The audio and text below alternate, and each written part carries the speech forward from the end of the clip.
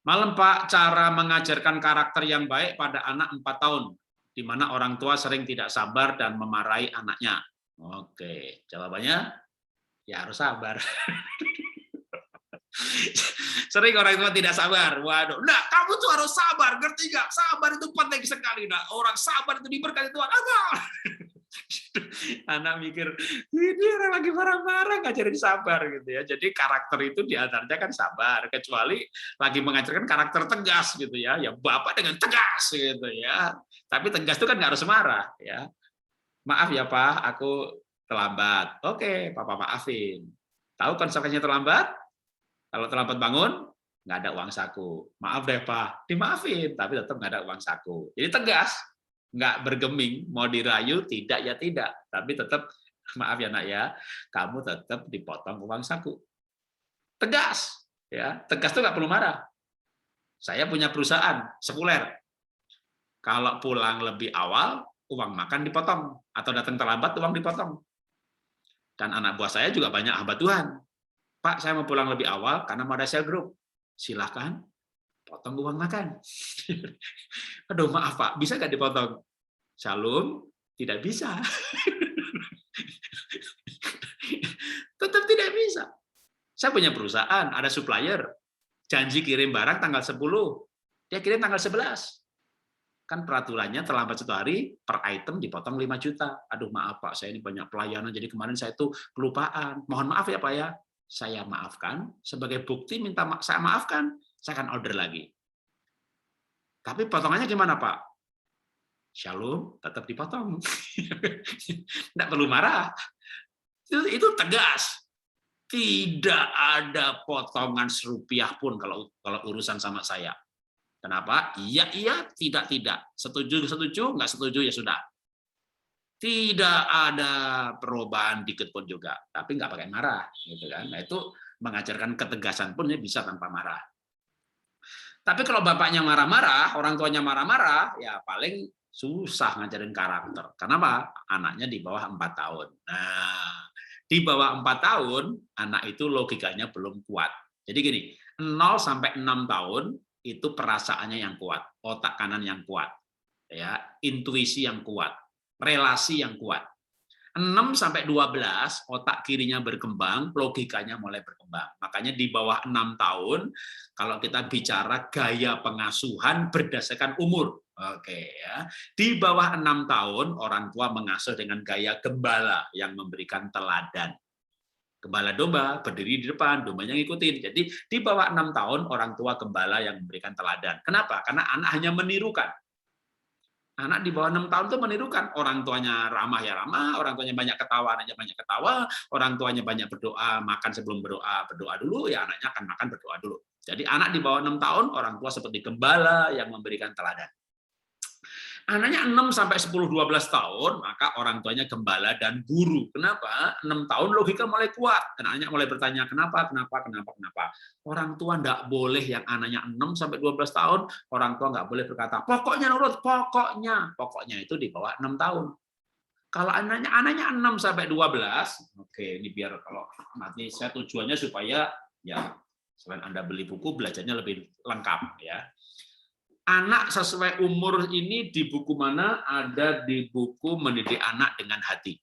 Ini yang saya omongin ini ya. Kalau anaknya 0 sampai 6 tahun, orang tua gembala yang memberikan teladan. Anaknya 6 sampai 12, gembala dan guru. Apa itu? Guru mengajar. Kenapa, Pak? Karena. Kenapa begitu? Karena begini, karena. Ya, karena anak harus mengerti peraturan, mengerti kenapa. Kenapa kita mau makan cuci tangan dulu? Pokoknya nurut. Itu anaknya di bawah 6 tahun.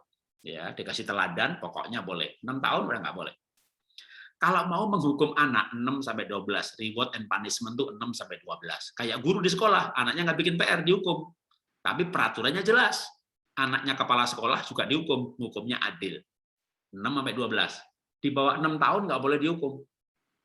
Karena anak belum ngerti peraturan. Di atas 12, Bapak mau hukum, anaknya kabur, kepahitan. Di atas 17, Bapak mau hukum, kabur dia.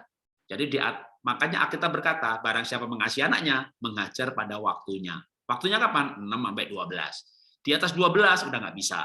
Udah nggak bisa hukuman fisik lagi, nggak boleh lagi menghukum. Di sebelum 6 tahun juga nggak boleh.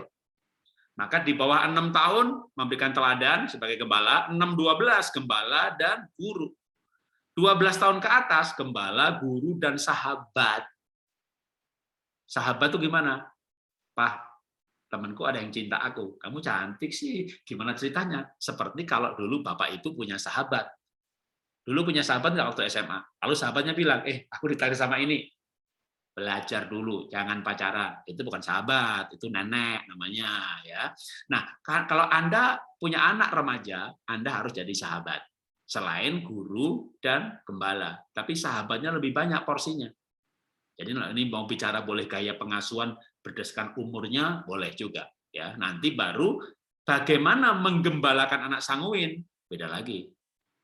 Menghukum anak 6-12, tapi menghukum anak kolerik, nah saya rinci lagi, menghukumnya caranya beda-beda lagi. Dalam buku Berani Mendisiplin Anak, ada cara menghukum sanguin, pragmatik, melankolik, kolerik. Tapi menghukumnya itu kapan? 6-12. Di atas 12 harusnya udah enggak. Karena di atas 12 harusnya anak sudah mulai ada kesadaran. Kalau nilainya bagus dikasih hadiah 6-12. 12 harusnya anak sudah punya cita-cita. Dia belajar karena cita-citanya. Jadi reward and punishment itu sesuatu yang di luar dirinya. Itu hanya short term, jangka pendek. Tapi cita-cita itu sesuatu yang di dalam dirinya. Tapi kalau anak 12 tahun belum punya cita-cita, orang tuanya salah mengasuh. Bagaimana bisa membuat anaknya remaja belum punya cita-cita, nggak tahu mau jadi apa. Lalu belajar buat apa? Ya nggak tahu, nggak punya cita-cita. Jadi cita-cita harus ditanam. Tapi nanam cita-cita harus sesuai keunikan si anak. Kalau anaknya itu misalnya kelinci, jangan dikasih cita-cita jadi juara terbang. Kalau anaknya kura-kura, jangan jadi juara lari. Jadi maka perlu mengerti lagi. Makanya ini satu paket ini emang nggak bisa dipisah-pisah ya. Mesti mengerti multiple intelligences. Anaknya itu cerdas bidang apa. Sehingga cita-cita anak pun cocok. Sesuai otaknya boleh, sesuai nyawanya boleh juga ya. Oh, sanguin, salesman, marketing, IO, pembicara. Oh, kolerik, pemborong, dokter, pemimpin, sarjana hukum. Oh, melankolik, accounting, dokter, keuangan, saham, yang butuh ketelitian. Jadi cita-cita anak itu sesuai si anak. Bukan karangan bapaknya, aku punya anak 12, biar bisa main bola, yang satu insinyur, satu dokter, satu pemborong. Waduh, itu mah orang tuanya yang pengen punya cita-cita. Milenial nanti 10-15 tahun ke depan, persaingan akan sangat ketat. Siapa yang berhasil? Yang antusias. Siapa yang berhasil? Yang bekerja dan sekolah sesuai bidangnya. Kalau Raja Wali ngambil jurusan terbang, pasti dia juara. Kalau kelinci ngambil jurusan lari, pasti dia juara. Kalau kura-kura ngambil jurusan berenang, pasti dia juara. Anaknya kayak kura-kura, selalu ngambil jurusan lari. Sama temannya digoblok-goblokin, sama gurunya digoblok-goblokin, lulusnya IP-nya 2,0, dan seterusnya. Jadi anak harus sekolah dan pekerjaannya tepat. Nah, ini iklan lagi. Masuk YouTube. Merancang masa depan dengan akurat, Jarod Wijenarko. Jadi saya ngajari gimana merancang masa depan dengan akurat 100% sama dengan rencananya Tuhan. Ya, dengan cara mengerti keunikan si anak yang Tuhan ciptakan, lalu cita-citanya klop. Nanti anak antusias dengan cita-citanya, antusias dengan belajarnya. Nah, ini harusnya selesai di remaja. Kalau belum, ya walaupun SMA diulangi dari awal lagi, ya diulangi dari awal lagi supaya anak ketemu. Tapi kalau mau dibikin tahapan 0 sampai 6 yang bertanya 4 tahun berarti sebagai gembala yang memberikan teladan. Nah, sekarang teladan saya mau ngajari karakter, Pak. Oke, karakter apa? Sabar, kasih teladan sabar. Saya mau ngajarin karakter rajin, Pak. Teladan rajin. Saya mau ngasih karakter murah hati. Teladan murah hati, ajak ke panti asuhan, makan bareng di sana. Itu teladan. 6-12. Teladan dan guru. Oke. Papa, kenapa kita mesti nyumbang panti asuhan? Udah pokoknya ikut Papa. Nggak boleh pokoknya. Itu bawah 6 tahun. Karena Karenanya dijelasin, firman Tuhan berkata begini, hukum tak bertuai, dan seterusnya. Jadi itu sama-sama mengajar murah hati, 06, 612, caranya beda-beda. 12, dia sebagai sahabat, kita bukan keputusan. Nah, kamu punya duit, kamu mau ulang tahun di mana? Kamu bisa ke panti asuhan atau begini, ajak diskusi sampai dia mengambil keputusan. Karena kita hanya sahabatnya, sahabat itu hanya ngasih nasihat, tapi biar dia mengambil keputusan. Itu dilatih untuk menjadi dewasa, karena dia menuju dewasa, belum dewasa, tapi sudah remaja. Jadi gaya pengasuhannya berbeda sesuai umurnya. Ya, Tuhan memberkati.